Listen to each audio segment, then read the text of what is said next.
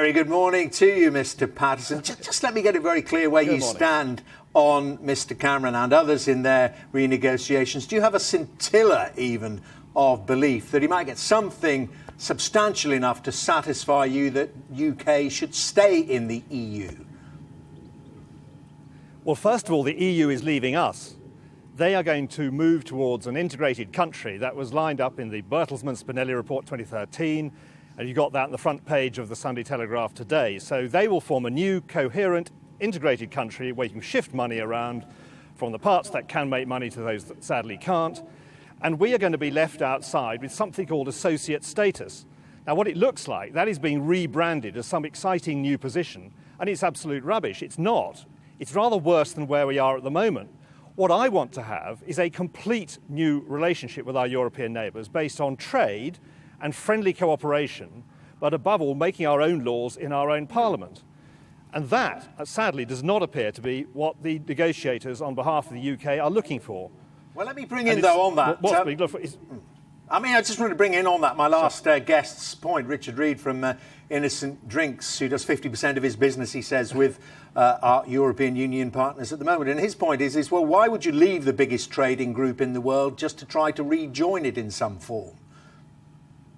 Because only a madman would actually leave the market. It's not the EU, which is a political organisation, delivering the prosperity and buying our goods. It's the market, it's the members of the market, and we will carry on trading with the market. I mean, are we really suggesting that the fifth largest economy in the world is not to come to a satisfactory trading arrangement with the EU? Are we going to be like Sudan and North Korea? I mean, it's ludicrous, this idea that we're going to leap off a cliff into a dark space. We will carry on trading.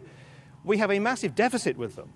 There's a huge interest across the EU to continue trading with the UK. The whole of the European car industry is integrated. Something like 5 million jobs in the EU depend on exports to the UK. So, of course, we'll come to a trade deal with them.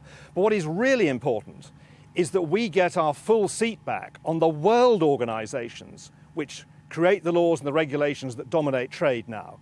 So you take the World Trade Organization. We're currently represented by, I'm sure, a highly intelligent, brilliant person, but she's a Swedish psychiatric nurse who last taught sociology at Gothenburg University. Not my personal first choice to have someone representing the fifth largest economy in the world, and she only reps the 28th.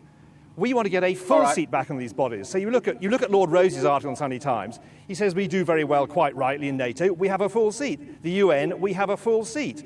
All these world global trade organisations, we have a 28th of a seat. So we would massively enhance our position in the world. We would re-galvanise world free trade. We would re-galvanise the Anglosphere with the States, Australia, Canada. We would re-galvanise trade negotiations with the Commonwealth.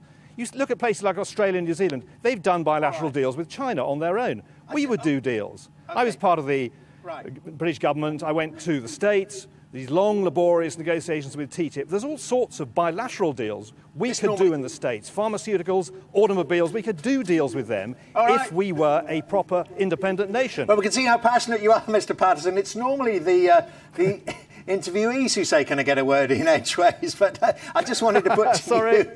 I just wanted to put you, because you mentioned, well, it's that story on the front page of the Sunday Telegraph today, and I know what you're going to tell me, but I want to put it to you anyway, saying that they've seen some of the things that Mr. Cameron and others are going to ask for, which include explicit statements about not being part of a super state or ever closer union, an explicit statement also on joining the euro, that Britain would never be forced into that, and that issue you touched on there, that the 19 members of the Eurogroup wouldn't dominate the other 9. Number 10 also adding into that it's inaccurate, that article, because it leaves out in particular the welfare reforms that would deal in part with migration issues.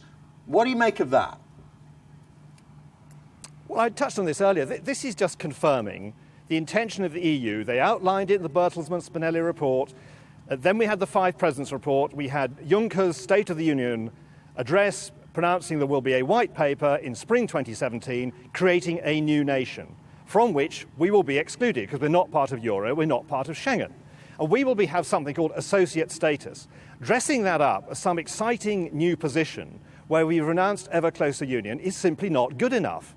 We'll still be bound by all the other arrangements with the EU. It's not clear where we will be. But what we have is a golden opportunity to let them go on their way. We cease to be the pebble in the shoe, holding things up. They can go on, create their new country, and we, in return for going along with the necessary treaty change, are bargaining, and it's such a tragedy we're not using this bargaining power, we can then go back to what we originally told we joined, which is an arrangement where we trade and we cooperate freely, but we make our laws in our own parliament. Just lastly, there's no hint of that in the Telegraph. OK, right, you made that point. Just lastly, Mr Paterson, to say time is fairly limited. Just the political campaigner within you, that side of it, do you think that the message is going to be unified from those like you who think we should go? There seems to be an awful lot of different campaigns setting up. Well, I think in some ways the more the merrier. You had Nigel Farage on earlier saying that the different campaigns are complementary. The one I'm part of, obviously as a Westminster politician, has begun in Westminster, but we're working with what was Business for Britain, which has huge membership right across the whole of the UK, and we will be building up membership and support across a whole range of voluntary organisations. We meet on a regular basis. We have members of the Labour Party with links to the unions. We have the only UKIP MP. We have members of other parties coming along. So we will be broadly based. Obviously, we began in Westminster, but we'll be reaching out right across the country. But this is not a party political issue. It's really important, This is the biggest decision any of us will make in our lifetime. Probably one of the biggest political decisions since the Reformation. All right. And this cannot be seen in party political terms. Sorry, Mr Paterson, we are now out of time. Thank you very much indeed for talking to us. In beautiful Shropshire there, Owen Paterson.